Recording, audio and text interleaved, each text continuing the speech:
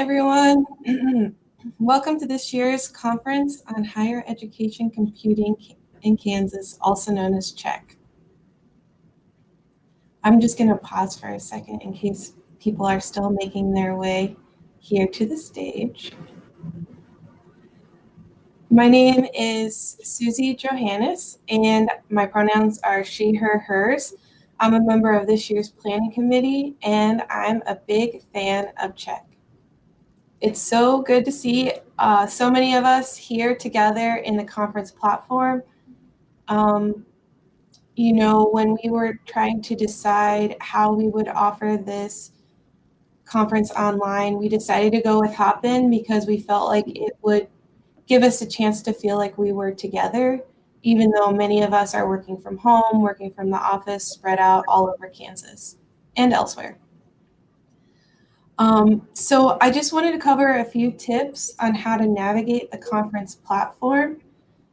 And I'll point some of these things out and mention not to click on them because if you click away from the stage, you might leave. So I just wanted to show you that on the right, or mention that on the right, there's an event chat. We'll also be launching polls. You can see people, and there's a Q&A feature. This is across the entire event. And then also on the stage, that's just for where we're at right now. So in the stage, we have our own chat. We have polls, Q&A. When our keynote speaker starts, we'll ask that questions be submitted through Q&A, and you'll be able to upvote the questions that you really want to see answered. So for all the sessions you're in, you'll have these same features. When you're in a presentation, there'll be chat, polls, Q&A, but then we'll also have the all event chat and polls and Q&A. Now, I'm going to point this out here, but don't click on it because you will leave. On the left, there's the reception. The reception is a great place to go if you want to see what's on the schedule, if you want to be reminded of our great sponsors that I'll mention a little later. You can see all of those by going to the reception. The other thing you can do, and I think you can click on this, at the top of the screen, there should be a little calendar icon that you can click on and see a drop down of the calendar and the schedule. And so right now we're on the stage, and this is the only time that we'll be using the stage. Everything else will be in sessions. So again, don't click there because you'll leave, but the sessions are where you'll see a lot of the presentations today. Those sessions will appear 5 minutes before they are scheduled to start, and we'll be dropping reminders in the chat so you kind of can remember the schedule for the next 2 days. Many of the presentations will be here in Hopin, and others will be in Zoom. In either case, if you go to sessions and click on the session, you will see if it's in Hopin, you'll see it, the session, slides and that sort of thing. If it's in Zoom, you'll see in the chat, they'll put the Zoom link and the password, which is the same for all of our sessions. It's 2021. I guess you're not supposed to share passwords. Kidding. So we're attempting to ensure that all of the sessions are auto-captioned. If you're in Zoom, you'll have to show those auto-captions or choose to show them in many cases. All presentations will be recorded, and we'll be uploading those to the CHEC YouTube channel after the conference is over. So again, don't click on this, but the networking area on the left again, that's for the adventurous. With networking, you can go and choose to have a one-on-one meeting with someone else. Now it's a little like speed dating because you will be matched randomly and you can have a short conversation or that sort of thing. And then finally, the expo is where you can see presentations and content from our conference sponsors and connect with them through the chat. Also, some will allow you to, we'll be providing presentations throughout the 2 days. We do have presentations, a time blocked out 1:30 to 2 each day for you to go to the Sponsors Expo. And you'll be able to see some are doing interactive Q&A, some are doing presentations, so you'll be able to see that. So with that, I'd like to give a special thank you to our sponsors this year. This includes Arista Networks, CDW, Centric Training, Eagle Technologies, Extron, Great Plains Network, CanRen, Kansas City Audio Visual, or KCAV, Microsoft, Palo Alto, Software 2, and Wolf Vision. And finally, I would like to thank our CIO, Mary Walsh, for her support and trust in our hosting the conference. And with that, I will hand things off to Mary for some opening remarks. Thank you, Susie, and good morning, and thank you all for being here. We are honored to be the host of this year's Conference on Higher Education Computing in Kansas, or CHEC. This year's conference was scheduled to be online from the very beginning, as we were all unsure what our reality would look like this spring. And while we wish we were here in person to be able to show you around our campus, we hope that having this conference online in Hop-In will be the next best thing. Before I announce our keynote speaker, I would like to thank the following members of our team who made today's conference possible: Sean Barker, Matt DeKine, Tennille Fincham, Olivia Hansen, Eric Havens, Susie Johannes, Kat Ortega, Tanya Rod, and Chris Welchins. I'd also like to thank our discussion facilitators who volunteered to lead the Birds of a Feather sessions: Jason Dozier, Linda Dixon, Tom Roderick, Julie Fugit, Rick Whitmore, Tennille Fincham, Julie Hartness, Joseph Chapes, John Rennert, Melinda Ball, Kit Cole, and Robert Tanis. We have also benefited from the counsel of our intra-university CHEC Planning Committee, comprised of Waldo Berry of Kansas State University, John Haverty, Washburn University, Susie Johannes, University of Kansas, Melanie Jones, Emporia State University, Brian Olberding, University of Kansas Medical Center, Shadi Tafarogi, Wichita State University, Crystal Wilhite, Pittsburgh State University, and Kristen Wolf, Fort Hays State University. I'd like to express my sincere gratitude for all of the hard work that's happened over the last few weeks, maybe months, and I'm sure everybody would join me in a virtual round of applause for everybody who's made this possible. Speaking of those people who make CHEC possible, I would like to thank not only our sponsors that Susie mentioned, but also our many peer presenters who are offering sessions as part of today's conference. These presentations are what makes CHEC so valuable. That said, with everything that's happened this past year, it is understandable if you have felt unable to submit a presentation proposal for this year. We hope that you'll consider submitting one for next year's conference. We anticipate that next year's host will be Wichita State University. Please join us in saving the dates for Wednesday, May 18th and Thursday, May 19th for CHEC 2022. The pandemic certainly posed unprecedented challenges, but it also gave us opportunities to leverage technology and take a big jump forward from virtual computer labs to investments in teaching technologies and more. It allowed us to take massive leaps forward in terms of digital transformation. Someone who's adeptly familiar with this is our keynote speaker, Google's digital transformation co-pilot, Jeff Perry. In his current role at Google, Jeff serves as a subject matter expert, helping Fortune 500 companies and key organizations accelerate their technology-driven initiatives and operate in a more agile, customer-centric, and sustainable way. Jeff's current position and work is just the most recent in a long list of considerable achievements. Before Google, Jeff worked with Dell as a chief strategist and a vice president. And before that, he worked at KU. Starting out as a student worker while attending KU, Jeff rose through the ranks, becoming our first ever chief technology officer. And while Jeff's time at KU preceded when I joined as CIO, I feel like I know him better than I really do because of all the amazing things people continue to say about him and the overall respect he has within our organization. So we are honored that Jeff is our keynote speaker this year. And without further ado, I will hand it over to Jeff. Thank you, Mary. Thank you, Susie. Let me share my screen here and we'll get started.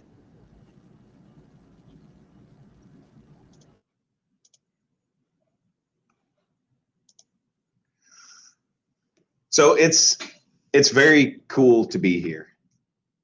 Let me get captioning turned on. There we go. I'm looking through the chat right now and seeing an enormous number of people that I know.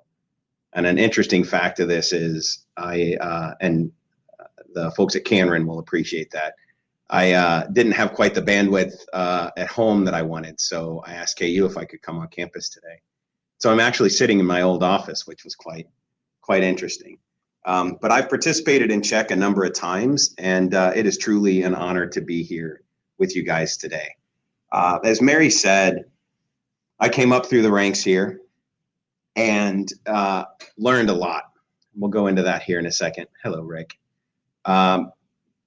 What's really important to me personally, and I have a lot of passion around this, is we want to be in a position as technologists to help those people that have good ideas. The challenge is this door over here. Most people knocked on my door when I was at KU in two circumstances. One is they had big feelings about something. They might have been a little frustrated, or they had a big idea they wanted to try.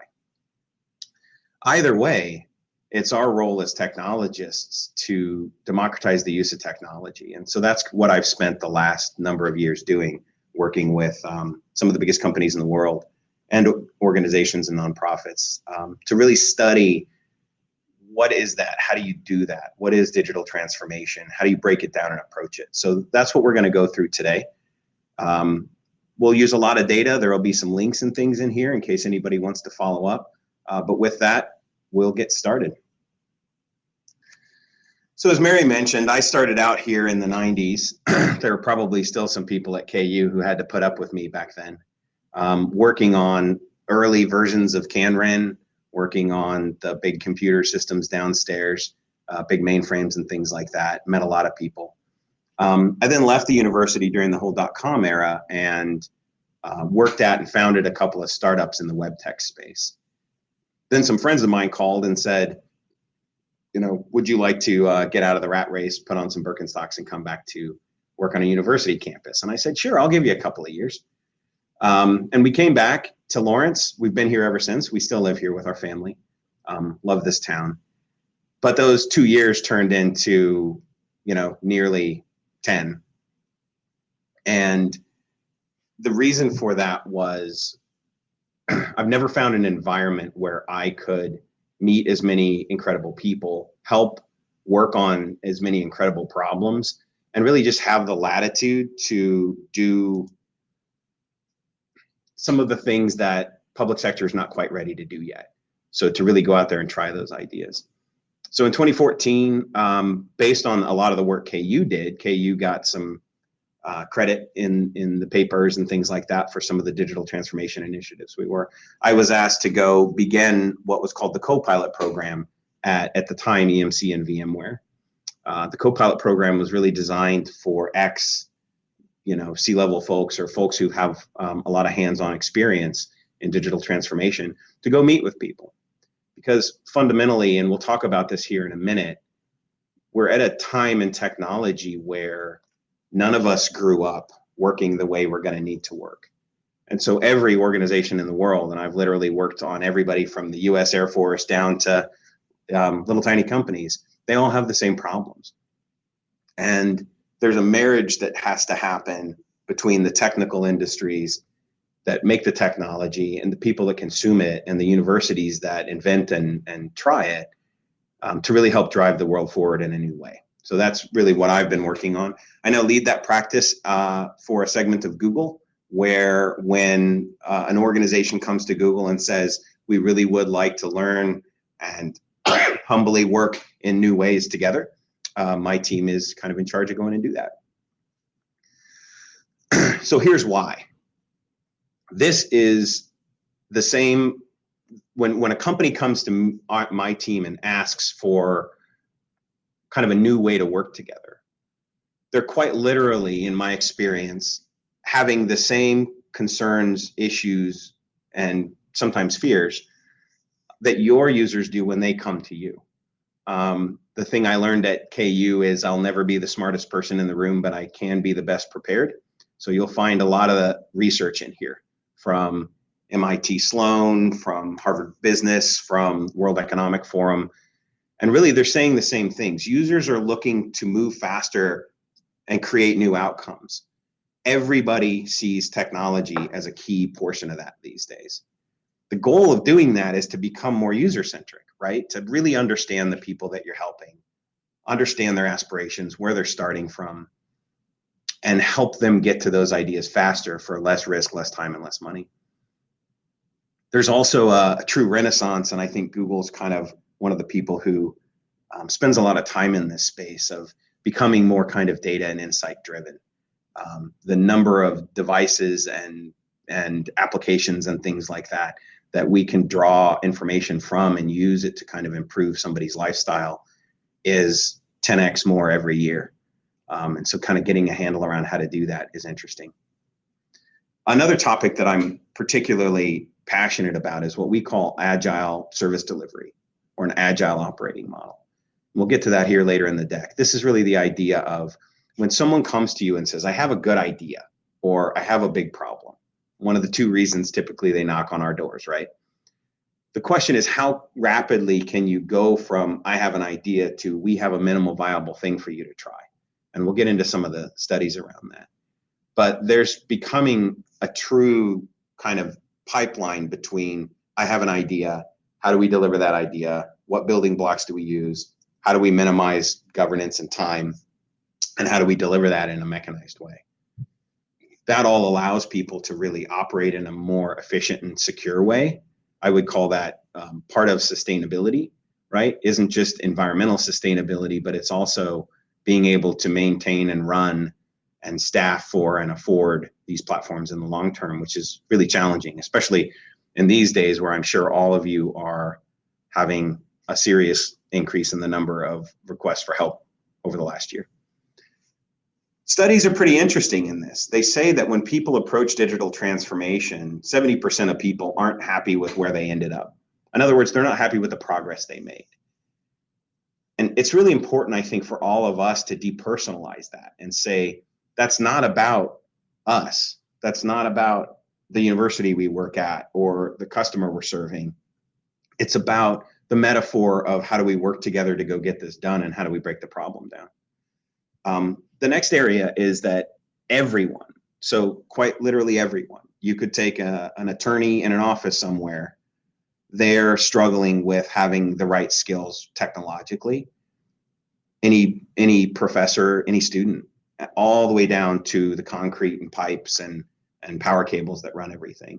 There's a skill gap that is radically important for universities to step into and help people kind of learn these new ways of working. Most people don't think their organizations have all the skills they need. Again, at Google, we have this culture of honesty and humility and just saying it's okay, where we are is where we are. The thing is we're all in good company. So the vast majority of organizations feel like they've got to work on that strategic plan from the provost and chancellor down through administration, down to department heads, down to the people that deliver it. And the last is COVID has really put stress on organizations to accelerate this change. So at the end of the day, we really think that what the typical user is looking for is like a new way to work with you, right? To come to you and say, the way we've been working together is good and great, but again, kind of a core principle of Google is there's nothing that can't be improved. And they're really looking for help in these 5 areas on the right-hand side. What is possible, right? Where are we today and what should we do to get there? What capabilities do we need? So that's skills, technologies, etc. How will we go do that together? Everything from work together, co-innovate together, fund it together, which is always an issue for everybody. And then lastly, can they count on you to be masterful in execution for them? So this is really the grand challenge that almost all data is showing us. If you ask people, why do you want to do this? Regardless of whether you ask a user or you ask a technology lead, these are really the top reasons that people want to do major digital transformation initiatives. And the first is really to lower that barrier to try. The second is to make things more reliable. The third is manage costs. And the fourth is really to make sure that we are building that kind of sustainable platform that we can run on forever. There are, though, a surprising number, and that bottom number is on the rise, organizations that are working on these things for customer and employee satisfaction. People just prefer to be able to work with some of these tools. Once they have them, they're pretty hard to take back. So this is a word that's thrown around a lot, and I quite literally don't blame anybody if your eyes are rolling. Digital transformation to me is a lot like the word love, right? I love cookies, I love my kids, I love my job, but they're very different things to different people. And so one of the keys to success is getting a common definition that everybody can really agree upon and get behind. There's an enormous amount of research in this space. On the right, you're seeing the bonnet studies that were done at MIT Sloan. But whether you work and look at the studies at the World Economic Forum, McKinsey, it really doesn't matter who you talk to. They're going to tell you there's four things. So the definition that we use is the definition on the left. It's a new way of delivering technology services empowered by a new architecture that is specifically designed to help people test ideas faster and operate more sustainably. So those are really the four key pillars that we see of digital transformation. Tons of studies can make it super complex. I'm a make it easy to understand kind of person myself. So if you're trying to do those four things, welcome to the need to have a digital transformation strategy. And we'll talk about what good ones look like here in a minute. Like cloud, which has been around for, I don't know, at least 15 years in my opinion. If not longer, you could go back and argue with some academics that we started this era in the 1970s. But fundamentally, most people are on their third, fourth, fifth, sixth kind of strategy or attempt to this. And digital transformation is no different than that.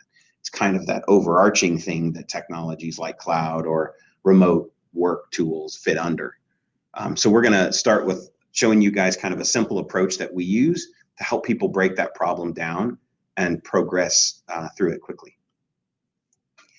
There's some cultural concepts here that I think are incredibly important. Anybody who knows me well knows that I'm a student of organizational psychology, and I think we can learn a lot from people in the organizational psych and anthropology side. The most important thing, and I mean singularly most important thing, is that people be on the same page and that they have a shared culture of how are we going to do this? It's not going to be easy. It is going to be worth it. But almost every organization experiences recidivism. So there's a great study. It's called the Jellison curve, the J curve. And that studies how long can you ask somebody to try something new? I'm sure all of you have experienced this when you roll out a new tool. How long can you ask an administrator who's used this spreadsheet this way for 20 years to do this before they roll back and say, I'm just going to use my old tool? That's part of that cultural concept. And so the first thing that we want to do is just be empathetic. Everybody has to go home at night. A lot of people want to go see their kids' softball game. Some people don't care about the technology as much as I do. It's really super imperative that we understand these people as humans and understand what do they want to do. Understand that wherever we are today is okay. It's perfectly fine. It doesn't really matter what got us here. Can we agree on what we're going to do and how we're going to work together? And then can we agree on where we want to go? Far more important than litigating why are we here. So we focus on human-centric design Google has a ton of research on that if anybody's interested. There's a good search engine you can use. A thing called generative behavior, which we'll talk about here later in the deck. And at Google, we have this concept of blameless culture. Like, it truly doesn't matter why something broke. Let's go be fascinated with why and try to understand it better and fix it. Number 2, our goal is to help people try ideas faster and operate with less toil, less burden. So this comes from the construct that if you think I have a great idea and everybody should do it, you're confusing opinions with facts, which is okay. We're all human. Again, blameless culture. We all do it. But fundamentally, no idea is good or bad until you try it. So the question is, how do you try it faster? This is where I'm sure the technical people on here have all been working with various types of automation and different pieces like that for quite some time. Sorry, my screen flickered. Hopefully we're still good. So, but again, automation means different things to different people. There's another great concept here, and it's easier to Google the catchy term for it, which is called the IKEA effect. You'll find TED Talks on it. And it's this idea that people confuse effort with value. If you take a $14 IKEA bookshelf, somebody spends 2 hours building it, cuts their finger, has to go back and get screws that they lost. They build it. You ask them, how much is that bookshelf worth? That person's going to tell you, oh, it's worth $200, because they put a lot of time and effort into it. One of the things that we have to be drastically careful about as technologists is confusing the effort we put in with the value that a customer gets out. Sometimes we can enter into science project land, extended periods of time, that don't necessarily deliver that end user value. And so things like automation happen differently in the model I'm talking about than the old model, where you're trying to automate old things that don't have APIs and weren't really designed to do that. That gets to the next point, which is the area of what's called complexity theory. Automating, managing, securing, affording, staffing for, and going fast are all predicated upon the idea that you have the absolute bare minimum number of tools possible. And a lot of people get confused by this math. So we used to use this saying where we would say, okay, you have 4 technologies in your data center, and you just added a 5th. How much more complex did things get? And you will find that the vast majority of people will tell you 20 to 25%. Realistically, they doubled at least, because complexity grows geometrically. And so you get into this position where you now have to manage how this thing interoperates with that one and that one and that one and that one, which is why the complexity grows so quickly. So one of the biggest themes that you'll see in the industry, and why you're seeing like cloud providers taking very, very different approaches, is this mindset of what are the minimum number of Legos to build the maximum number of castles, so that when a user comes to you with an idea, you don't have to white glove design as often. You can snap together some Legos. You have 80-20 rule, give them to the user, test. If hundreds of users come to you and your Legos aren't working right, it's time to ideate and see if you need a new Lego. But fundamentally, less is always more in this case. The last is, whatever we build and deliver, we need to make sustainable. And so we have a big mindset of, don't buy or build anything that you can't afford, can't maintain, can't secure, and in the environmental sense, can't run responsibly. So these are really the 4 cultural concepts that we use pretty regularly. I'll give you a model for how do we use that to work with people. So one of the biggest challenges is when you're going and meeting with non-technically oriented people. I'm sure that your customers run the gambit from incredibly technically savvy people in engineering schools and things like that, up to people who this just isn't something that they want to go do or think about a lot. They just say, I wish I had a tool that did this. So we use a tool called BOTF to sit with them and interview them and break that problem down. And the first is, what is the business objective or challenge? Meaning, what are you doing today and what do you wish you could? What's holding you back? Number 2, how do you work today? Operational is really about processes, people, organizations. How do you work today? How do you wish you could? How do you feel like IT is serving you today? How do you wish it was? Believe me, it's better to just ask that question and know. How can technology help that in your mind? You can then move over and say, okay, technologically, what are you doing today? What do you think you should be doing and why? And really start to understand where they're starting from. The last is financially, what are your thoughts here? Do you wonder how to account for it? Are you looking to make it less expensive? Are you looking to make investments so that you can go speed things up? But fundamentally, those are the 4 areas where you've got to go get really good alignment with the people that you're working with. And use tools like these to really say, are we on the same page? Do we agree on what you want to go accomplish, how you work today and how you wish you could? The technology as is to be model. What do we have now? What will we have? And what's the right on ramp to get there? And financially, how do we manage this? Those things flow down into a strategy kind of document that you create. Very simple. Simple is better than 800 page. And they break into 2 categories. One is people, process, and organizational change. And the other is architectural technology change. And you'll see those kind of come together through one side, an experiential learning model. How do we get it to people and let them try it and ask the question, is this what you wanted? And secondly, how do we design, build, and operate it technologically? And you'll see this concept of what's called pilot as seed in here that we'll get to in a second. Let me build this out. For the more technologically oriented people in the room, we use really simple block diagrams like this. So the last slide was really to talk to the user and our internal staff. How do we work? How do we wish we could? This is really, how do you approach that problem?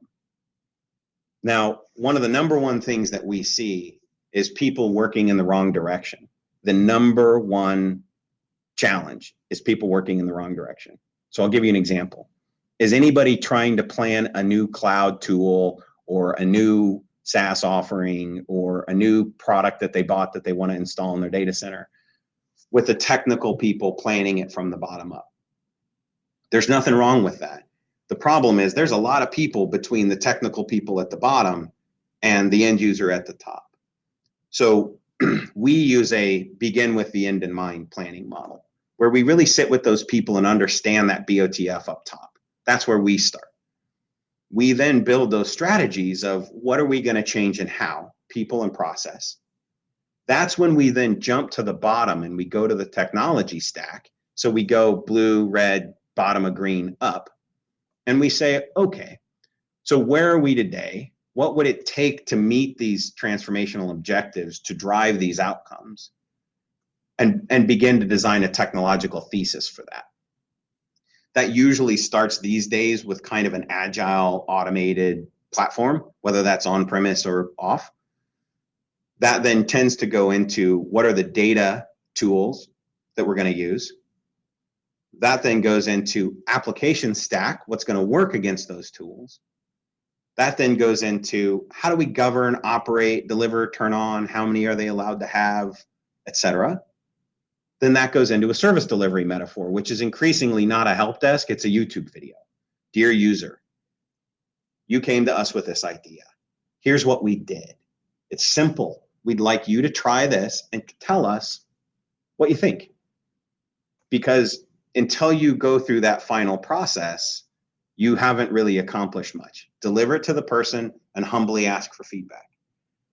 So what you're finding when we talk about Lego blocks is people are radically minimizing the number of things in that green stack. And I mean radically minimizing. Some of the biggest companies we work with in the world literally have 3 or 4 things as a goal in each of those boxes at the bottom. And the reason is 3 things times 5, 3 to the 5th is a lot less than 10 to the 5th. Of kind of technologies across those landscapes. So then you go deliver a service either to, we would usually use the term solution, to whoever asked you for it. That's kind of a line of business or a department or an organization. Or maybe it's a grand platform that feeds everybody, right? Like the platforms we're using today. We deliver those new outcomes to users. So that's how we take a model like BOTF, talking to somebody, and we break that down into an architectural planning approach where everybody knows how to participate. So we'll get into why that's really important here in a minute. The reason why the studies say people are kind of moving to cloud is that there's a lot, and again, on-prem, off-prem, whatever definition of that's fine with me. But there are a ton of things, I'm using the NIST studies down here, that say people who have all 5 of the elements on the right-hand side, that's not 24% more likely, that's 24 times more likely to be able to do what we talked about on the previous slides, because there are those fundamental core capabilities that you need to go to get that done. If you have not read the State of DevOps reports, please go read them. They are some of the single best research that's ever been done. What do people want and why? What skills do they have? How does it help? Technologically, what are they doing? And what are high performers doing? So that is produced by a group called DORA, the DevOps Research Agency. You've probably all had a vendor hand you a State of DevOps report at some point. Whether you're talking code development, infrastructure development, application deployment, it is irrelevant. The studies really say we're all talking about the same thing. So I encourage you guys to go read them. And we'll get into some of DORA's research here in a little bit. But in essence, they interview 6,000 to 10,000 companies per year. The 2021 interview sessions are open, so I encourage all of you, go fill out the surveys. Your data can be in the next DORA assessment. But DORA are the group of people who kind of coined a lot of the fundamental thinking that you're seeing every technology company start to go use. So we talked a little bit about how to approach the problem. And we talked about how to talk to a user about the problem. And we talked about, we all have to get up, brush our teeth, get our work done, and try to go see a softball game or something eventually. So how do we break the problem down and make progress? And what are some of the fundamental tenets at the bottom? Now let's talk about the people. This is my personal happy place. This is where I'm really most interested. Again, put a ton of stuff in here for those that are like me that like to read. So the first fundamental problem when you work with the group of people is, how do you measure success? And can we all be on the same page about measuring success? And Mary and Tom have done a lot of research in this space, written some really good books that say it's really about lead time. So it doesn't matter. Again, the research has said this does not matter whether you're talking about a single line of code. It could be how quick does Court need to flip a bit in a switch. It is quite irrelevant whether it's your developers. I just want to really stress this isn't just about developers. It's literally about help desk people. It's about everything down. How quickly can you go do that, and how repeatably can you do that? First metric to really look at.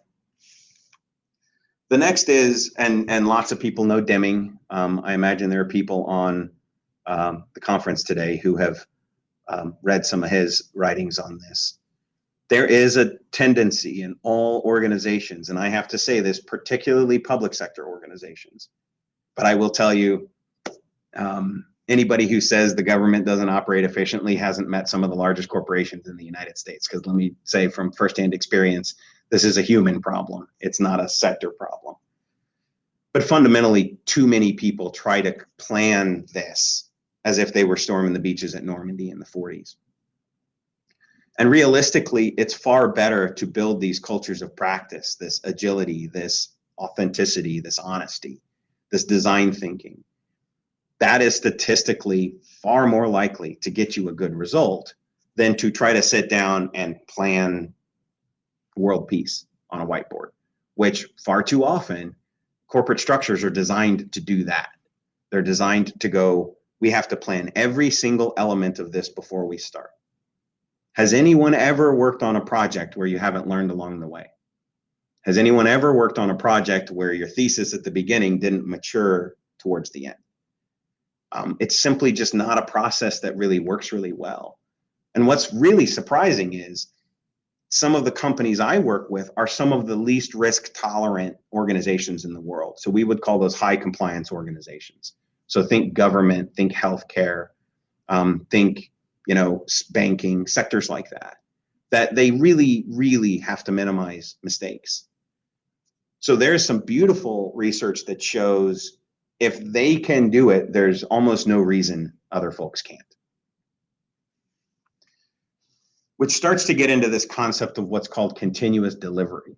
So I talked about that ability to understand the problem, try it, move in an agile way, and kind of move forward. Put a link up here too on this one for people to go read about these constructs. This is something that is a fundamental tenet inside Google. It's been amazing to work at Google and watch a customer. Last week, I had a customer say, we really need this technology to work this way. And I think 62 hours later, we had that in their hands to try, with 100,000 plus people kind of involved in that endeavor. The construct here is pulling together the ability to safely and quickly do that radically fast, agile changes.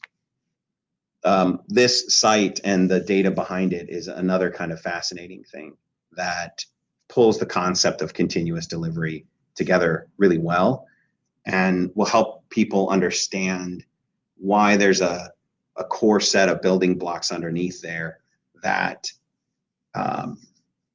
are necessary.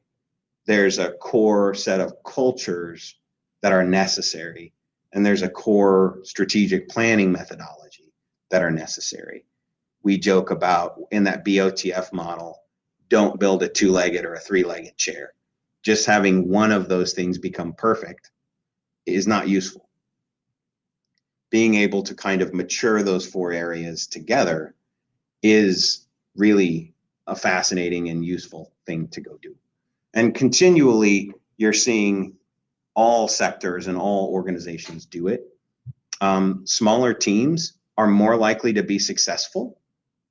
So that's good in higher ed. Most higher ed teams don't have 11,000 people in IT, like one of the companies I was working with earlier this week. So smaller teams are faster. Organizations that are just kind of designed to think about new things and try new ideas are culturally more aligned to go do this, which again, academia is really the heart of that concept. Like, what can we learn?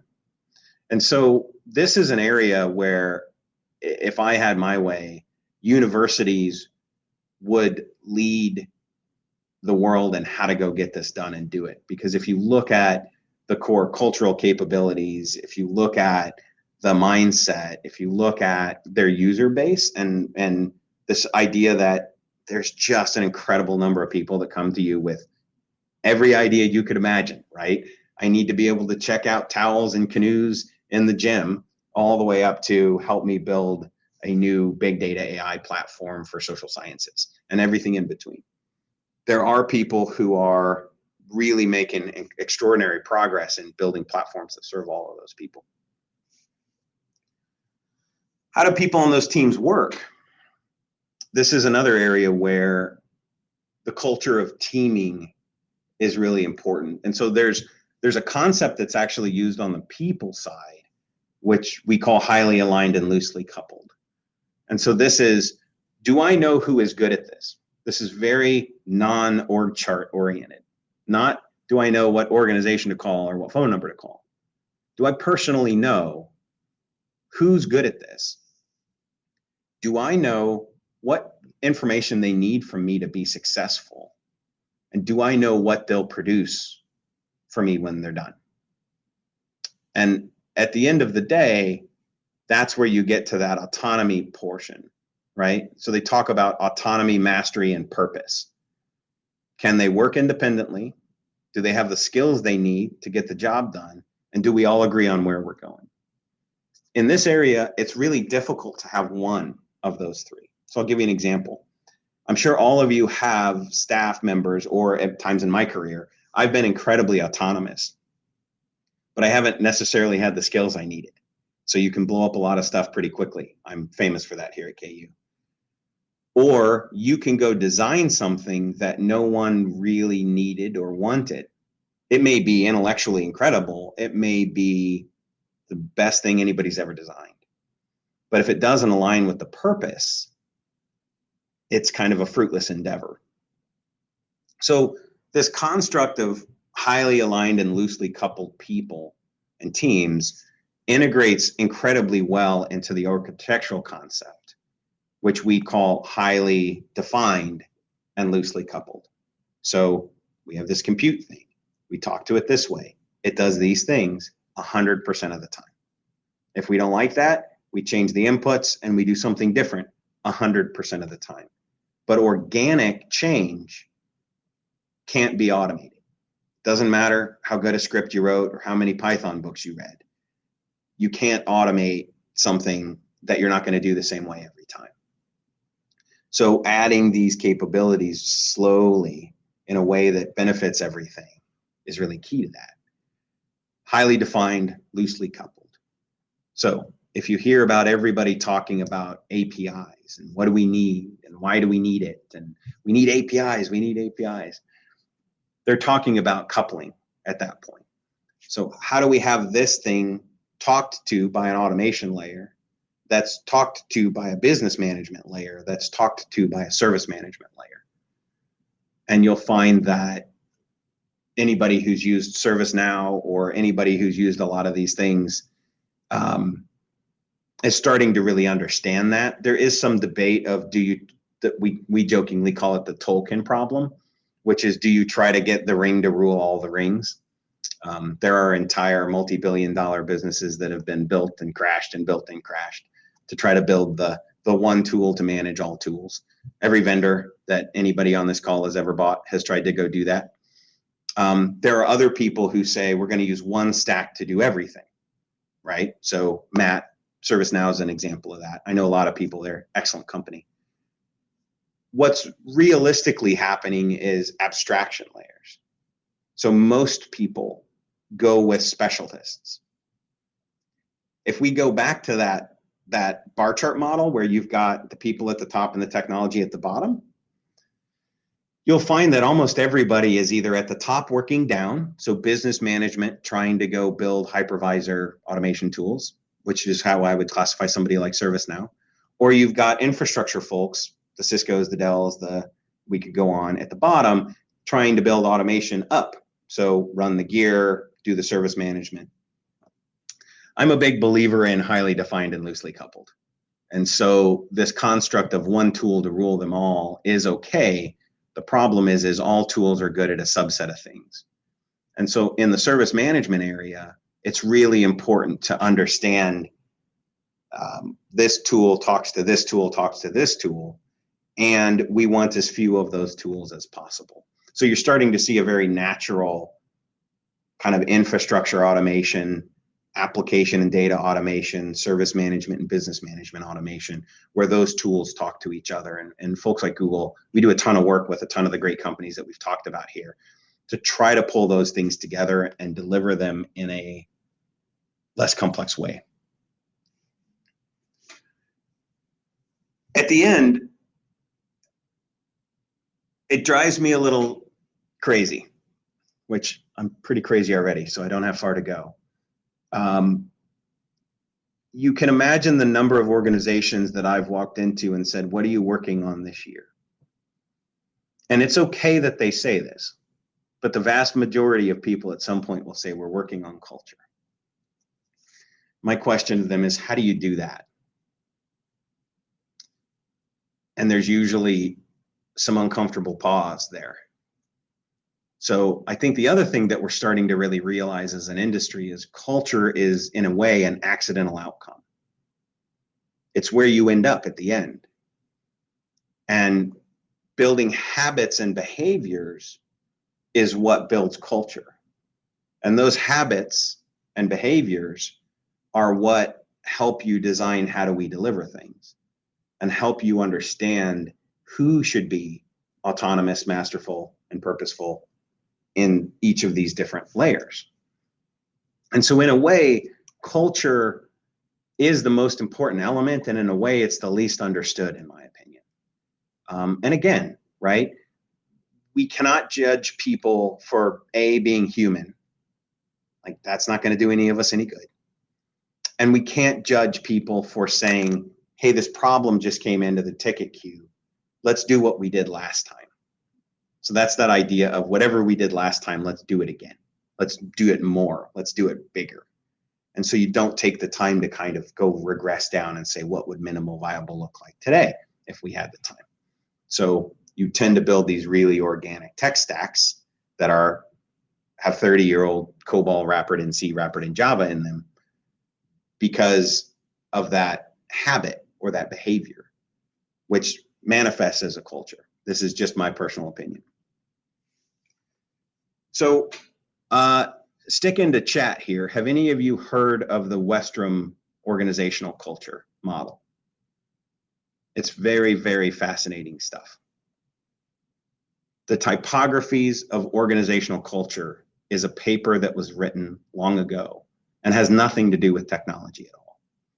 Ron Westrum is a sociologist who was hired by, in essence, it's not called that today, but the National Institute of Health, and said the federal government owns a few hospitals that we run, maybe military, VA, et cetera. And nobody's happy. Nobody's happy. Patients aren't happy. The people who work there aren't happy. The people who run it aren't happy. And so, hey, Ron Westrum, famous university anthropologist, excuse me, like, go figure out what's going on. And Ron wrote what is one of the seminal papers in the tech industry without knowing anything about tech. So, have any of you ever heard the word agile? Like, again, that's another word that makes people go, like, what do you mean? Overused. The Westrum model was taken by a bunch of people in Silicon Valley and used to create constructs like extreme programming and extreme teaming, which became known as agile development. And in a way, this study is the basis for what the tech industry is doing. Almost all data is regressed down to the Westrum model when it comes to organizational psychology and tech. So if you go read the State of DevOps reports, you will find each organization is measured against the Westrum cultural model. And it says basically there are 3 types of organizational cultures. And the first one is a power-oriented culture.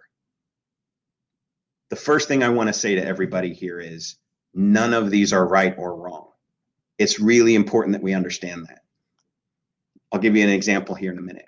Power-oriented cultures are really based on this idea of somebody with more power than you has told you to go do this and you need to do it. Power-oriented cultures aren't bad. I'll give you an example. No one really wants to go run across a field in a war zone. Nobody really wants to. But you need a command and control structure that gets people to get out of the trench and go. World War II. Power-oriented cultures are highly performant. This is why they are so readily existent, is they work. Somebody with power said, go do these things. So the next is what they call bureaucratic organizations. Again, there's really nothing wrong with a bureaucratic organization. It's important to really stipulate here that there are different cultures for different purposes. So let me give you an example of a bureaucratic culture that's really good. I do not want anybody I've ever worked for to be extraordinarily creative in how they take the taxes out of my paycheck, because I don't want to end up with trouble with the IRS. I don't want novelty in that process, right? I want it to be a very rules-driven, process-driven organization. So bureaucratic organizations are predicated upon an idea that says there is someone smarter than us who built a process, and our job is to follow that process. Nothing wrong with that. But at the end of the day, know when you're doing it and know where to use it. So anybody who says we should all be doing X, Y, or Z on this chart is thinking of the chart a little bit wrong. So the first is power-oriented. The boss says we have to, or somebody with stripes on their shoulders, right? The second is the process says we have to do it this way. And the third is where you see the tech industry really moving to, which is what they call generative behavior. So you saw that term used earlier in the deck, and we'll take a second kind of talk about it. Generative behavior is really that idea of, do we know who knows the most? Do we know how to work with them effectively? Do we know what they need from us to be productive and successful? And do we know what they'll produce for us in the end? And then secondly, do they know all those things about me? Do they know what I'm good at? Do they know what I need? Do they know what I'll produce? So generative culture is really the basis of Agile. It's really the basis of whether you're talking Agile service delivery, whether you're talking Agile development, Agile technology operations. So there's 6 things that you measure. And I'll actually show you how to do this if you're interested. I host a lot of Western sessions for companies to really come in and just say, look, it's okay where you are. Like, the most important thing is to say that we're okay where we are. It's okay, right? We're all guilty of just 2 things, being human and the way we've always done it. So let's just get that off the table and not worry about it and not blame and not talk about, well, they did this and I did that in 1985. Doesn't matter. But you do have to understand where you're starting from. And you do have to get a consensus of where you want to go together. Those 2 things are really hard to do. And that's where the Western model is incredibly useful. So there's 6 sets of questions, right, that you can ask. If a whole group of people that aren't in the same org chart come together in a meeting, how do they cooperate? You can ask this of your own team. How do we do it? This is really an interesting aspect. How do we do it on our team? How do we do it in our division? How do we do it across our entire organization? Because you'll get different answers. And to be honest, most people will vote themselves awesome. My team always does this way. It's great. The teams around us don't. Again, not fair, but good to document. How do we do it as a team? How do we do it as a department? How do we perceive the organization does it? Number 2, when somebody comes with bad news or tough news or news we just don't want to have, what happens to that person? So is that person punished? Is that person neglected? Or is that person trained to take that data and get it to the right people and start to take that input? Because at the end of the day, when things don't work, you can either be upset or you can be excited and interested in, well, what didn't work and how do we make it better? The third is really, how does responsibility work? In a power-oriented organization, you will hear people say, that's not my job. There's an org chart. I'm here. I don't do those things. The power people say that. These are people, in my opinion, that are confusing management with leadership. Management is something that a lot of us have to do. Who's at work today? Who's out sick with their kids? Have we done performance plans? Leadership is something absolutely everybody can and should do. So where that responsibility comes in is where people may not have a good understanding of the difference between management and leadership. In a bureaucratic sense, people will narrow their responsibilities. They'll say the process says to do this. You'll say, well, Alice, you're super smart. Or Jack, you're super smart. The process said do this. When you did it, did you worry that anything could blow up? Yes, I did. Well, then why did you do it? Well, the process said to do it that way. Okay. Well, we pay Jack and Alice to be on our team to make really interesting, good decisions. So how do we not narrow those responsibilities? How do we understand where we are and where we want to be? In generative organizations, risks are really shared. Everybody piles in, everybody's excited to help. It can be a little bit of a problem even, because if everybody's responsible, nobody's responsible. But at the end of the day, risks are shared. Everybody has this mindset. And frankly, this is what I love the most about where I work today. I have yet to run into a problem that people just didn't come in and say, how can I help? Which is the most delightful thing you can hear. How can I help? How can I stay out of the way? Right? Do you just need a donut? Right? Whatever that is, they're helping take responsibility. So we'll talk about bridging here for a second. I love bridging. I'm a huge fan of bridging. Bridging is the idea that someone who has nothing to do with your skill area has an idea. So let's say we're all sitting in this conference room. This happens to be my old office.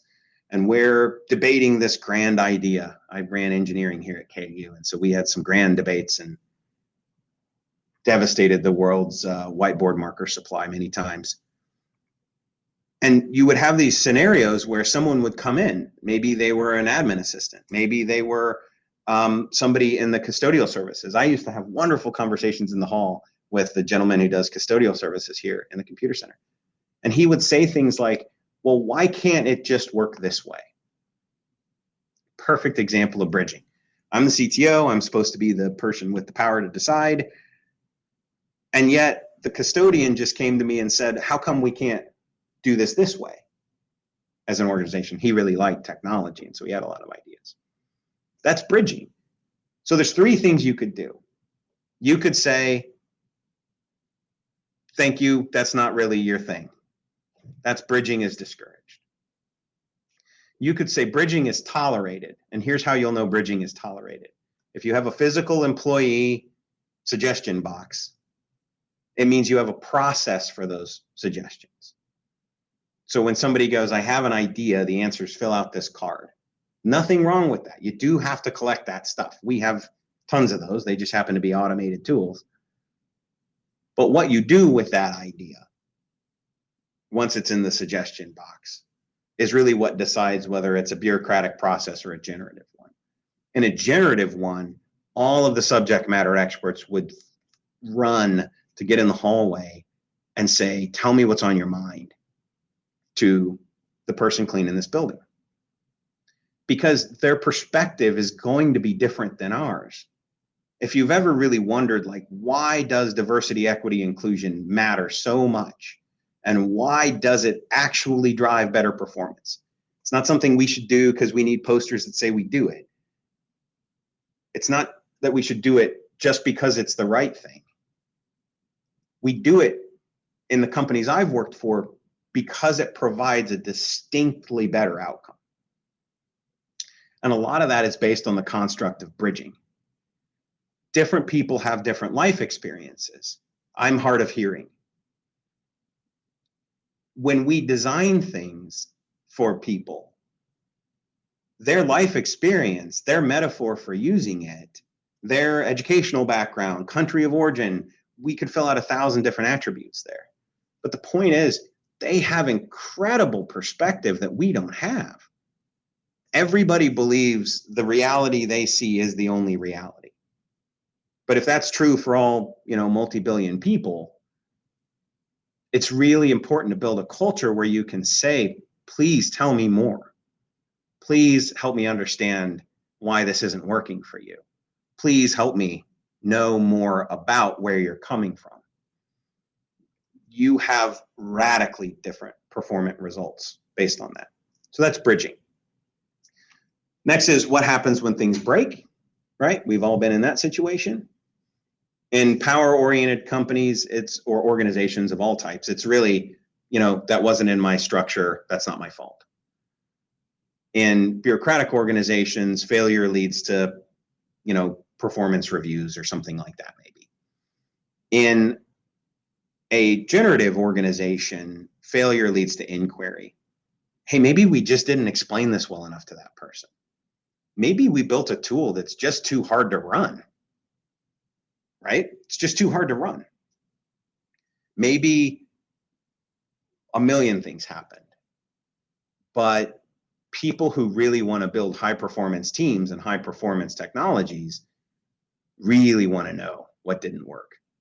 And not what do they perceive didn't work, but factually, what were the dependents and antecedents along that way? The next is novelty. How do you try an idea, right?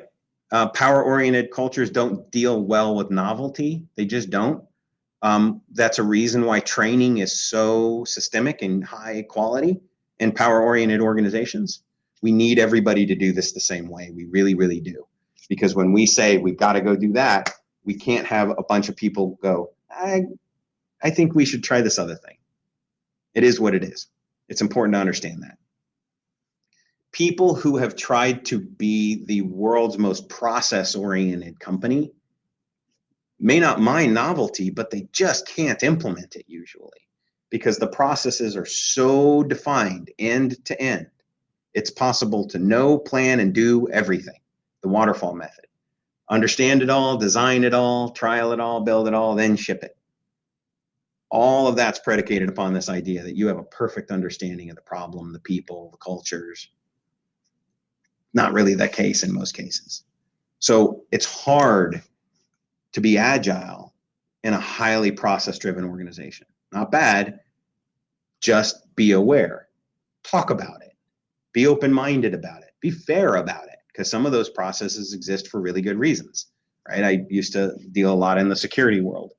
Some of those things are hard to understand metaphors, but they're there because they need to be there.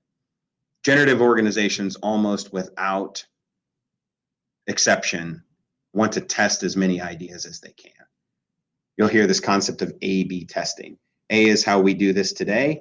Bunch of cool ideas came in. We encapsulate that into a change that is fast and we can manage and measure. We then run it out, and then we do this thousands of times a day in our products. You could be using one version of Google Meet and I could be using another. And there's metrics in the back end determining, did Jeff struggle more than Susie? Because we want to really test, are we making it better? Are we making it easier? Does everybody understand what that button does and why it's where it is?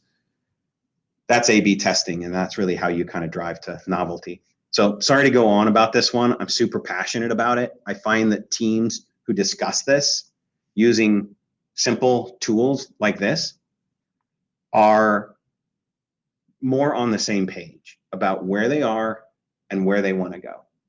But please, please, please, if you try to use these tools, do not be judgmental and enter with an open mind. Where you are is okay, right? But you can't go to where you want to be unless everybody can kind of get on the same page. So when we use tools like this, we tend to measure the small team, measure the unit within that team's within, measure the bigger thing, and kind of triangulate those results. None of it's truth. All of it's perception. How do people feel? How do they want to feel? At Google, we have a concept that we call psychological safety. And believe it or not, and here's another link, we'll get you guys that.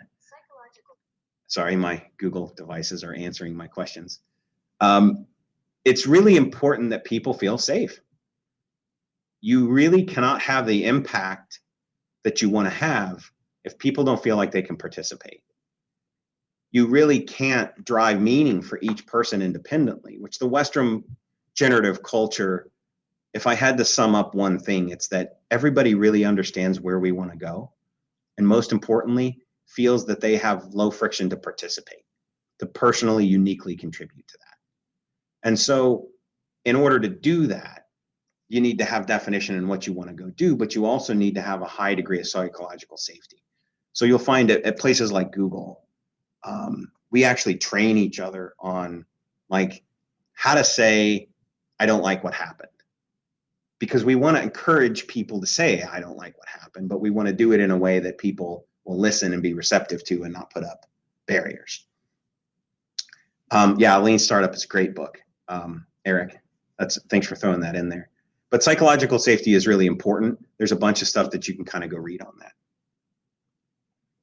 So I'm going to pull it together and end here because I could talk about this forever, and we're going to have a QA session here in just a few minutes. But how do we pull this together and how do we go get better? So the most important thing is that it be intentional, that we be accepting that it's worth doing, and that we be accepting that it takes work. This is not about getting off the couch and immediately going into a 5K. This is about getting off the couch and getting ready and getting better. And an inch better is better than trying to go a mile better. trying to do everything at once is not only not necessary, but it's counterproductive. So we kind of have this idea that it doesn't just take work to do it, but it probably will fail if we try to do it all at once. So we start simple. How do we do it in this layer? How do we do it in that layer? There's a lot of studies about what do people find success doing. Here's a lot of good data on that. Again, this is in the State of DevOps Cloud Reports, the 2021. If you go to Google, cloud.google.com/DevOps, you'll find take the 2021 survey link that I think just came out a couple of days ago. This talks about what do people find the most success in. So do we find it in training? Do we find it in building this is the innovation team, right? These centers. Do we find it in doing proof of concepts and what happens when those are done and how? Proof of concept as seed, by the way. That's where I kind of talked about up at the beginning in that block diagram. That's where most people find a lot of success. They find a ton of success in bottoms up grassroots. This is the whole answer the question before you're asked mindset. Like, have a sense of your culture of your team and how you would like it to work. Be transparent, blameless, and comfortable talking about it, so that when other teams come and want to talk to you about it, you can listen, right? So that bottoms up mindset is really important technologically, culture. But fundamentally, you have to agree on where you're going to go. That's that purpose piece. That's where grassroots can really get into the ditch, is we have different understandings of where we want to go. So the community of practice portion of this is really the most important part. And a community of practice is specifically different people of different backgrounds ideating and working on the problem together. They're not passing tickets back and forth to each other. Very little innovation happens through tickets. The work does, but how do we do it? Where do we want to go? Who's going to do what? What does good look like? It's just not something you can answer through a ticket. So great research in these, very, very digestible. Anybody can go read these studies. I used to hand these studies to non-technical people. They're very digestible, but go give it a read, because where you want to go try this is pretty important. Ultimately, the highest performing teams really focus in these 4 key areas, which we just talked through.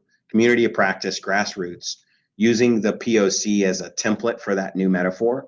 Like, we're not going to template for this user. We're going to template for anybody who has this type of problem. And then we're going to run a seed. We're going to take that user who was excited and we're going to make them our champion. And we're going to say, hey, Alice, we're so excited. Here's this thing. Help us throw tomatoes at it. Make it better, because we think this could be useful for lots of people.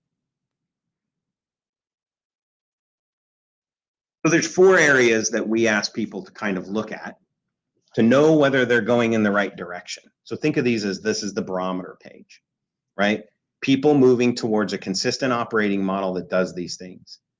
Number 1, is what we're about to buy or what we're about to approve or what we're about to deliver going to generally increase our agility?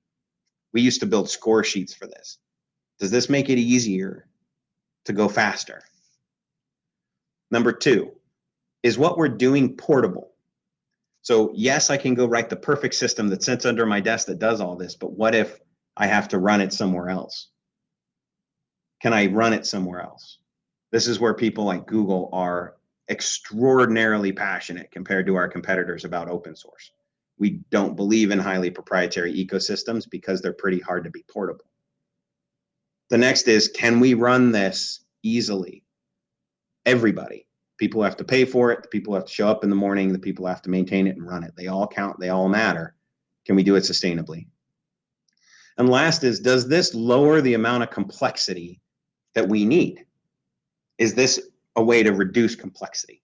If you're generally doing the 4 things in this, you're moving in the right direction from a technological decision-making standpoint. So I'm going to end here. I really do believe Grace Hopper is one of the wisest people. Talk about an inclusion thing. Grace was a mathematician who was asked to go modernize the way the Navy uses technology. So you can imagine the number of cultural things she ran into when she did that. But over time, she became one of the people the Navy loved and thought of in the highest regard. And she has a saying, the most dangerous phrase is, we've always done it this way. So I ask you to kind of take a look at this. This is where I want to close. These are the things we talked about today. It's good that these people have high expectations of us. What got us here won't necessarily get us there, and that's good. That's cool. That's why we're in tech. We want to try new things. Anytime we think we're listening to somebody, there's more to listen to. And spending the time to do that is well worth it. A fundamental principle is, right, how do we make the right way for somebody to try to do something, an employee? How do we make it easy? Instead of throwing up firewalls and barriers and this and that and the other and processes and procedures, and they're not allowed to. What if we just made the version we want them to use the easiest thing they could possibly use, right? We say a lot, don't put wheels on a horse. That's about like trying to add an enormous amount of technology to your existing tech stack. You'll find there's a reason people are moving to the simple models. Deal with that complexity construct. What do you want to be responsible? What do you want somebody else to do? And then most importantly, I think we all have a need at this time in the world to kind of go out and do things that matter for people. And I think technology is a big piece of that. So thank you guys for your time. I've hit mine. We're going to stay on this channel and do a Q&A. I think Susie, if you want to come off mute, or Mary, you guys are going to help with the question part of that.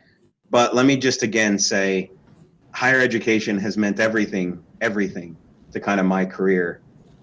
I think you guys have a unique ability to contribute in this world, and I'm really grateful to be here today. So thank you guys.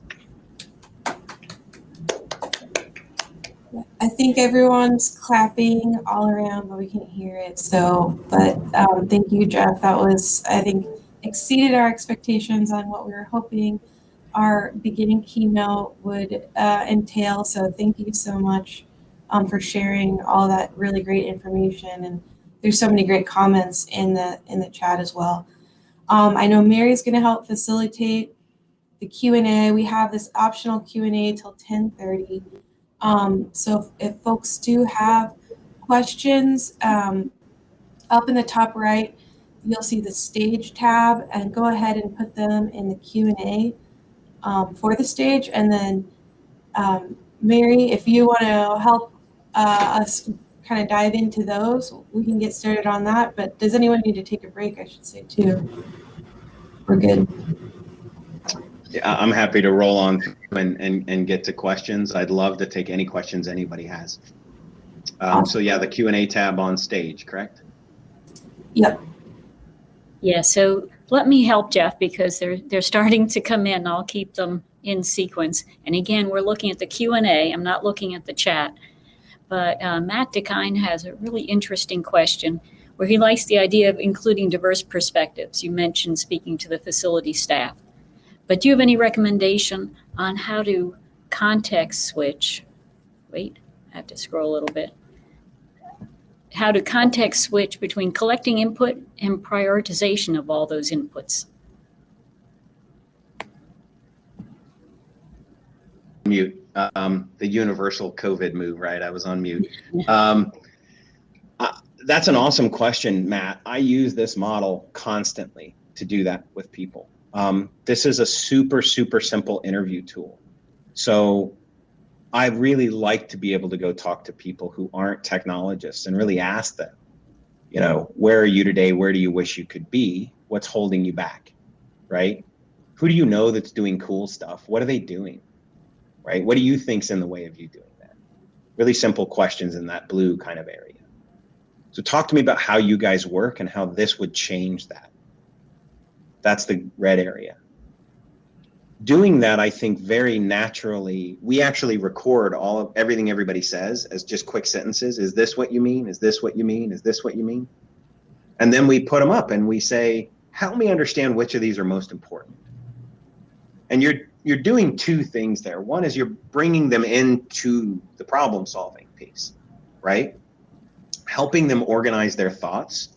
Is this a technical change? Is this a business process change? Is this a money problem? Like, there's a reason these are called the four domains. one of these four is dominant, and helping really understand what that is lets you have a better conversation about prioritization, but also resourcing. So let's say, Mary, everybody's come up with an incredibly great idea, but we just don't have the money for it, and they're probably going to knock on your door. Having a really good explanation of why it matters, what value it'll bring, how it helps people, and we're all on the same page is going to let Mary do resource prioritization better than if we just say facilities wants this. Well, why? Right? So this is a be prepared kind of thing. Help the customer walk through the problem they have, organize their thoughts in these four areas, getting access to resourcing and prioritization, because we all know, Mary, I've been in your shoes. There's an inexhaustible number of good ideas to try and a finite amount of time and money to do it. But if you have better inputs about this is something that would help a ton of people, right? And we think it'd cost about this much, you and the folks up in the hill and stuff like that can have a much better conversation about where you want to put your effort in and how much of the problem you want to take on versus go work with somebody like, Google or somebody to go help solve part of that problem.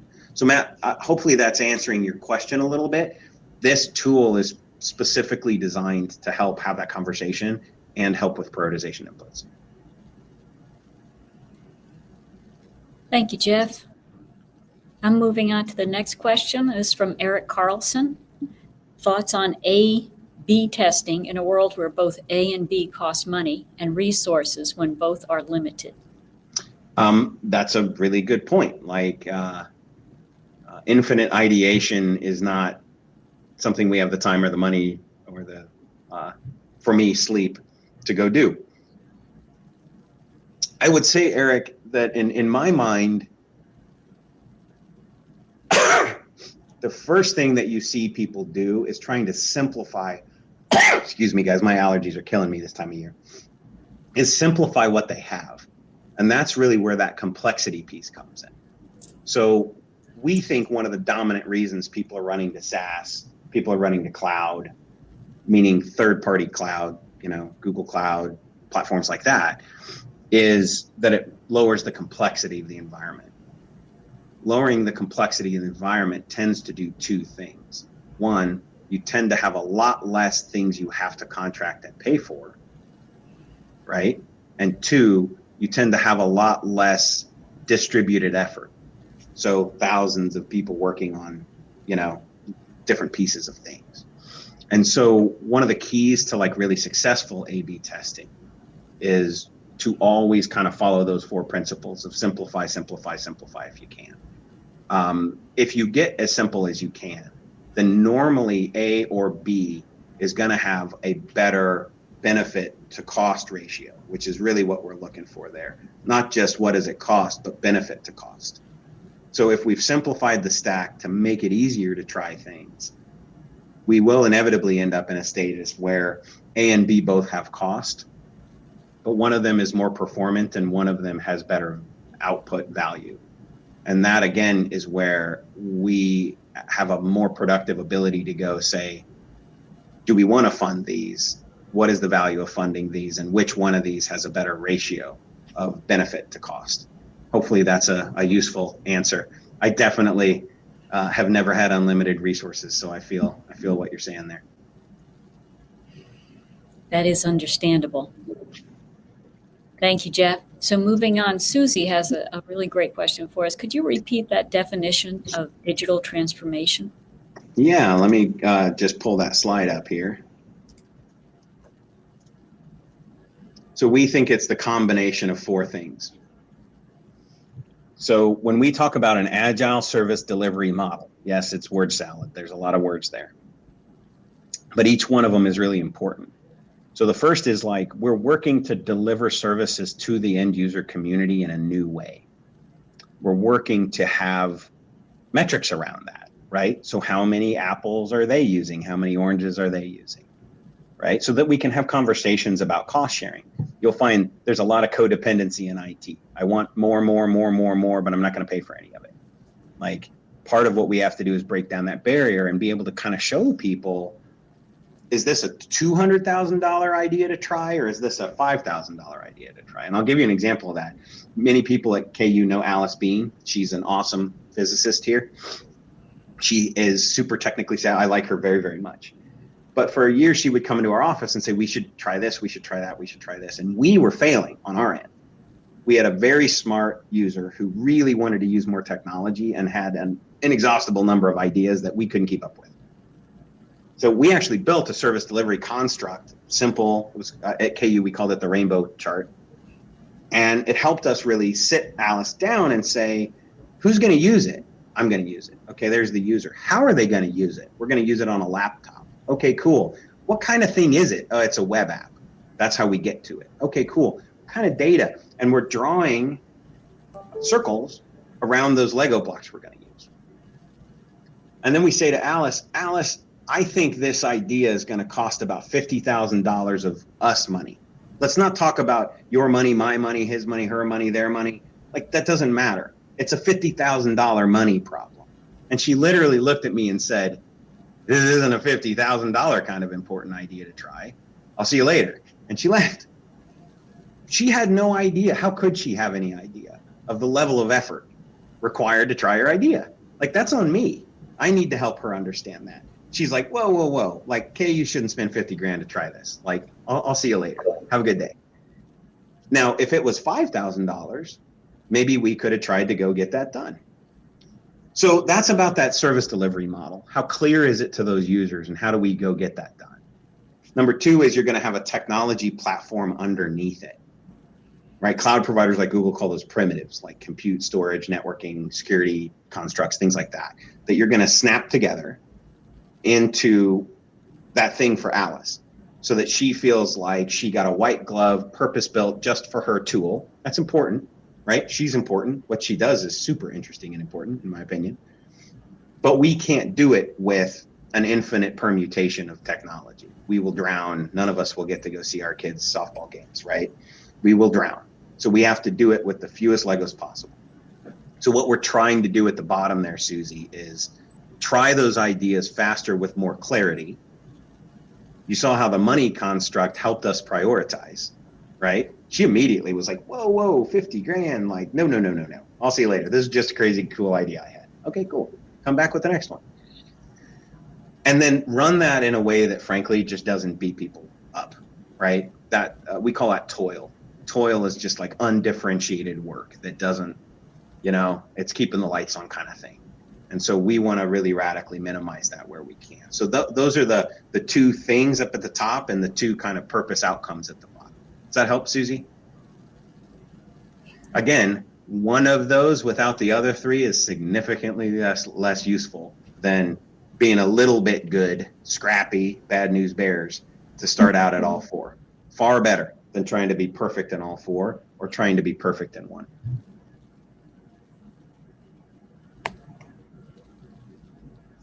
Thank you, Jeff. Here's an interesting question. How do you know when you are facing a novel and innovative idea that may have traction and practical application in your space? It's a really good question.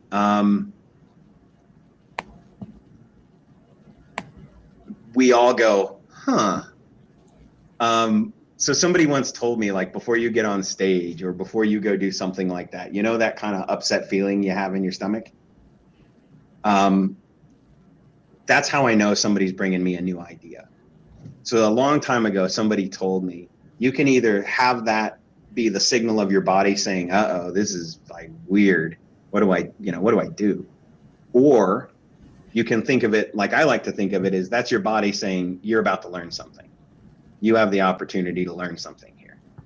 And so we tend to take ideas like that and we crowdsource them at Google. At Google, there's this enormous culture of open. Like, I can go see almost anything inside the company. Anybody's working on anything. The reason for that is the more eyes, the better. And so we sit and look through those, and we have a lot of kind of staff meetings and stuff like that where people will kind of bring those ideas in and we'll beat up the idea, never the person, right? Sometimes in academia, those lines can be blurry in my experience. Debate the idea. Like, what is it about this that is different? Like, how hard would it be to try this? What are the important novel elements? Because it's usually not 100% novel. There's something about it that's novel. Can we make the rest of it really easy so we can try that novel part and test it rapidly? So to be honest with you, we know it's novel through kind of crowdsourcing, people kind of looking at that.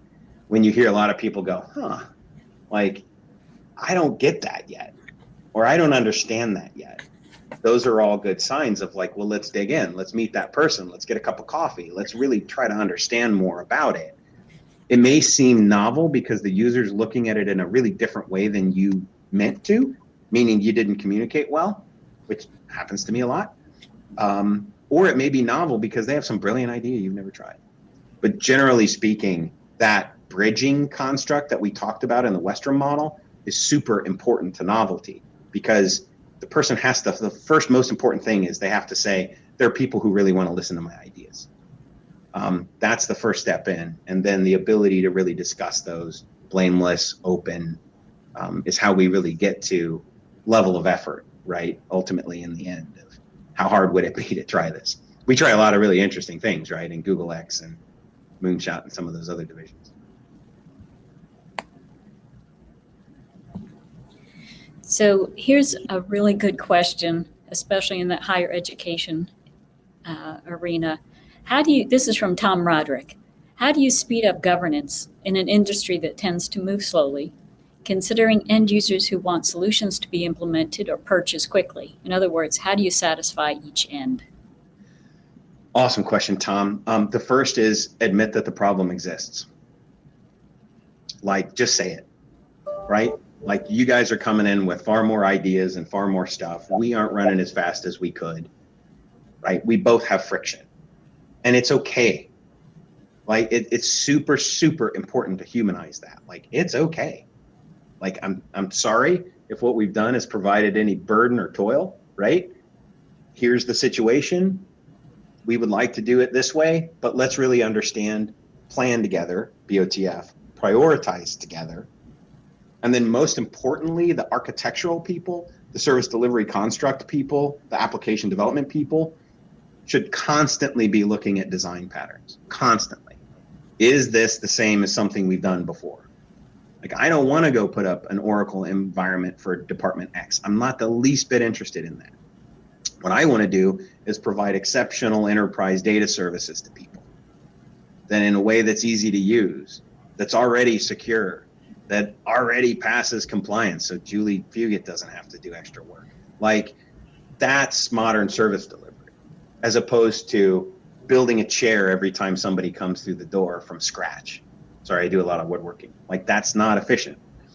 But bringing them into the problem and saying, you're the 64,000th person who's come in, help me prioritize. We have a way of doing that. It's this discussion method. Why don't we grab a cup of coffee and talk about it? We'll start to bubble up those 80-20 things that if we remove this, we could raise a lot of boats. But in my opinion, and as technologists, the number one important thing, Tom, is to just not accept that the way we're doing it is perfect, right? And so we have this mindset that there is nothing that can't be improved, and that's really cool. Like, don't bellyache about it. Don't talk about it. How, well, this thing I built was perfect. Good for you. People need our help. Like, I like to create stuff too, but at the end of the day, there's nothing that we can't improve. And bringing the user into that problem and being totally transparent about it, I think, is how you begin to tackle the big, big governance problems that the company, organization, department, whatever, right? KU has like 280 subordinate corporations or something like that under Mary. It could be any of these people come in. They all deserve a better understanding of what you're doing, how you're doing it, how they can participate. And so that clarity is critical to improving governance, in my opinion. If everybody sits in a room and says, we said this once when I was at KU, we proffered the question, what would it cost if we actually complied with every policy we've written? And everybody got nervous because realistically, nobody complies with every policy they've ever written. Governance can get out of hand. How many people do you know have confused a rule some guy like Jeff made 15 years ago when he was here with a law? We can't do that. It's illegal. No, not necessarily. Like we've got to be willing to go back and kind of look at those things. The governance piece is hard, but humility, clarity, and just expressing to them, here's how we typically deliver services. Here's our capacity to do that. They'll go and vote for you to get more capacity. Go and vote for you. I've watched people give me their budget if they thought we could raise all boats. To me, that's how you go after governance. Is honesty, really, clarity. Thank you, Jeff. We have one more question right now, and I really like this question. I'll tell you, it already has 2 thumbs up attached to it. When longtime employees live through pathological and bureaucratic cultures, are there effective strategies to soften those experiences in an effort to move toward a more generative culture? I love this question, Jason. I have all kinds of thoughts and feelings on this one. I think the very first piece of that, Jason, is to ask a simple question. We used to do this here at KU. We'd be in the big auditorium. And there's a serious tendency in technical environments or bureaucratic environments, rule-driven environments is a more fair way of saying it, for people to defend what's happening, right? Like, well, we built this to have this many megabits per second go down it, and the user's trying to do more than that. Like, okay, cool. Like, I get it. I've been up at night trying to fix that myself. I can't tell you how many times. But we used to ask a really fundamental question, and it is, Jason's up there and he asks, does anybody feel like everything's perfect? Does anybody feel like everything's perfect? No one will raise their hand. And so the question is, okay, cool. Then why are we defending it so hard? Why are we uncomfortable talking about that? Do you feel like it's not safe to talk about that? If so, we owe you better. You have to be willing to participate in it, though, right? So we owe you the space to talk about that. But we also need you to come and talk about it in a way that's positive, generative, and blameless. Or else we're just throwing rocks, which is not useful. So the first thing I like to do, Jason, is just ask, like, does anybody feel like we have it nailed? Perfect. No. Okay, cool. Then why are we radically defending the status quo? And that really gets to the whole Grace Hopper, the most dangerous thing we can say is we've always done it this way. We then tend to admit that there is something we can improve. Okay? Some people would say admit there's a problem. I disagree with that language. Admit, hey, look, there's something we could do better. It's worth doing better. We like and respect each other and we want it to be better. So how do we do it better? That's one of the reasons I took you through the Western model. It's very useful and you can self-survey. I recommend you talk to, leadership and you talk to HR and stuff because it's important for people to feel comfortable doing it. Some people may want it to be anonymous. Some people may not be comfortable saying, I don't think Jason listened as well as I wanted him to, or Jeff did, whatever. But it's important that they be able to say that. So the tools are important. Don't try to make the tool a bureaucratic process. I had a Fortune 500 company say, go train all our HR people and then we will build a process and a program and a program manager and stop. Like you're already doing it wrong, right? It's okay at the most basic level to look at those 3 types, those 6 behaviors and just have the conversation. Hey, did you know that almost every organization in the world can be regressed to one of these 3 models? It's not about us. It's about people. They all work this way. And depersonalizing it a little bit. I know it hurts us personally, but this is a problem everybody has. And if we want to help people, we have to help ourselves. We have to be honest. We have to go do that. And so let's look at when these 6 things happen, what happens today? And as a group, individual group, personal, small, tiny group, what do we wish happened in that organizational model? Then you can go have a conversation with Susie. Maybe she's in a different department and say, hey, Susie, right? We've been talking about this in my team.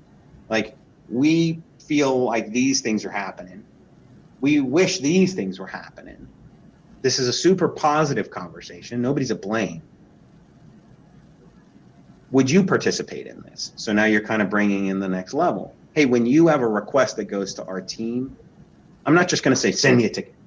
No, I'm going to talk to you about, like, what are we trying to do? Where are we? Where are we trying to get to? How could we use your help in that? And so admit it, depersonalize it, understand that there's a model that can be useful in talking about it.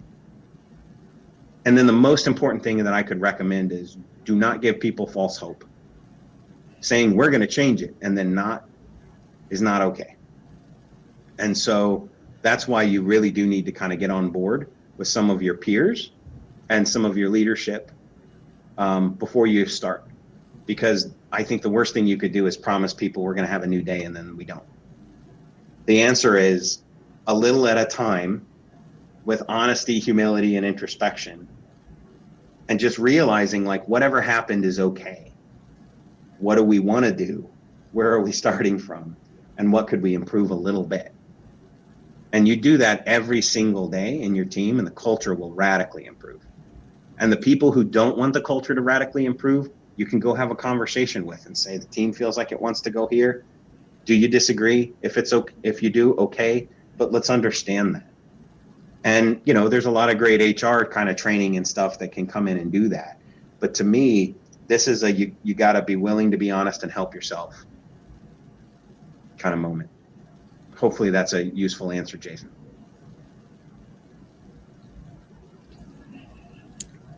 Well, thank you, Jeff. I don't see any other questions in the QA.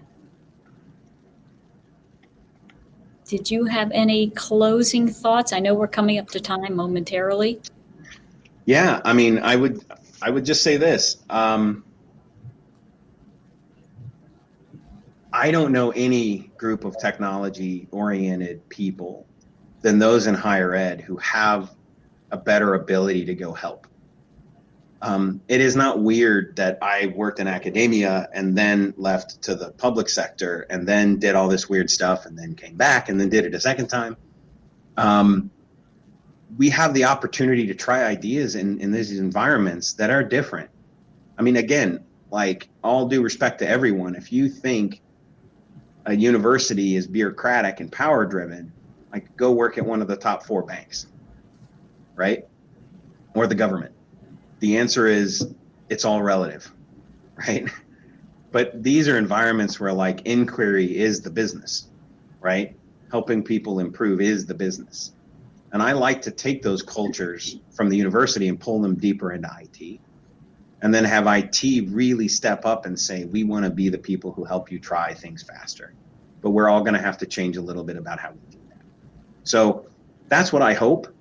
I love living in the Midwest, and I love being in this space. I live in Lawrence. If there's ever something I can do, I'd be happy to do what I can to help. So again, thank you guys so much for your time. I know everybody's busy, especially people in tech these days. Thanks again, and I hope you enjoy the rest of your conference.